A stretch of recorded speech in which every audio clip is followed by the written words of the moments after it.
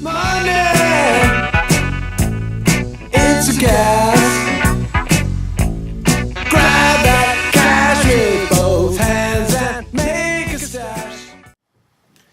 Good morning. Hope you had a good weekend. Hope everything went exactly the way that you wanted it to. Everything didn't go exactly the way that Colonial Bank wanted it to go on Friday. They were shut down. Number 74 in 2009, shut down for, you guessed it, well, just what everybody else is blaming everything on. The fact that there's no jobs and nobody's making their mortgage payments and blah, blah, blah, blah, blah. You've heard it all before.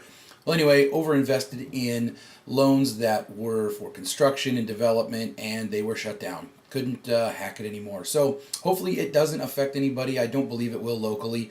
It's more of a national news story. They were a fairly large bank, and it just goes to show you that we're probably not out of the thick of things yet. So hang in there. I think things are going to get better, but they probably will get worse before things start really to change. So keep that in mind. Just keep a positive attitude. I think everything will be fine. The other thing I want to talk to you about was for the poll question that I had all up last week about the who actually caused the problem that we are in right now. And the majority of the answers were basically everybody's responsible to some degree. And that's true. There is a level of responsibility at every point of this whole debacle, starting from who I want to talk about today, the original investor who wanted to invest in United States mortgage-backed securities. And usually those guys were overseas. Japan, Iceland was one of the big companies that came into the United States with their money, invested in these mortgage-backed securities that were created by these fund managers that were called collateralized debt obligations, or CDOs. And basically what happened there was these fund managers promised these foreign investors that you are going to get huge returns.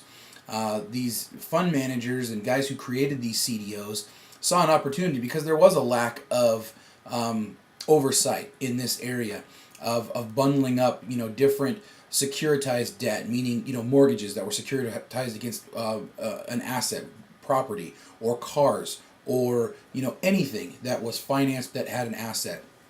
And then they were driven by greed. Basically, we would see that they want huge amounts of profits for the investments that they were giving. So what these fund managers would do was they would go to the ratings companies, these Moody's, AM Best, these guys, and they would say, listen, we've got these debts, these debt obligations, these investments. We need you to rate them, and the rating companies are paid based on whether or not how highly they rate these investments.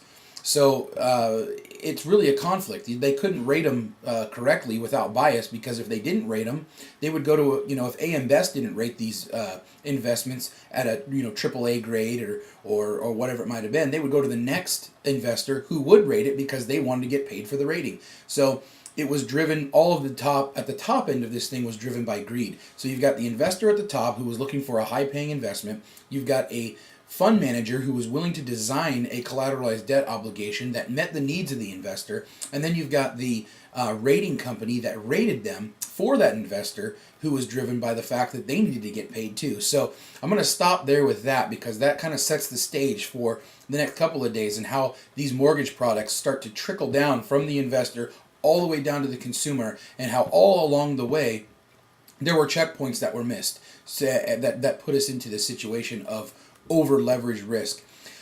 The other thing I want to talk about is how you can market a 203k loan to your clients and in your area. A lot of questions came in on Friday and over the weekend about, hey, tell me more about USDA, tell me more about 203k. So what I've done is I put together a little PowerPoint presentation that if you want to get a hold of it, just email me and put in the subject line 203k, how do I market it? Or just to put 203k, I'll know what you're talking about. And I'll send you this PowerPoint presentation. I've already sent about 6 or 7 of those out from weekend requests. And it's going to give you some tips on how to market it and why you should market it in that way. Also, just directing you back to the referrals that I have given you in the past week. Barrett Holmes, Ryan Goddard, Rochelle Miucci, First American Title, Carmen Wagner, Wagner & Associates Insurance, Rose Reed, get that listing cleaned up before you put it on the market. Email her and get in contact with her and see how she can help you. John Rivers, AOAT Consulting. Give these guys a call.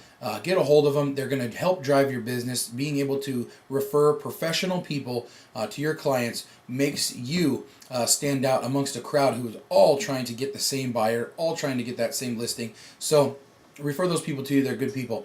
Again, thanks for your comments. Thanks for clicking in. Thanks for emailing me. I'll try to get back to you as soon as possible. Things have been a little bit crazy. I had a weekend away, so I'm trying to catch up. But get a hold of me, and I'll get your questions answered. Again, thanks for watching. 2, 3, 4. Sha la la la la la, live for today. Sha la la la la la, live for today. And don't worry about tomorrow.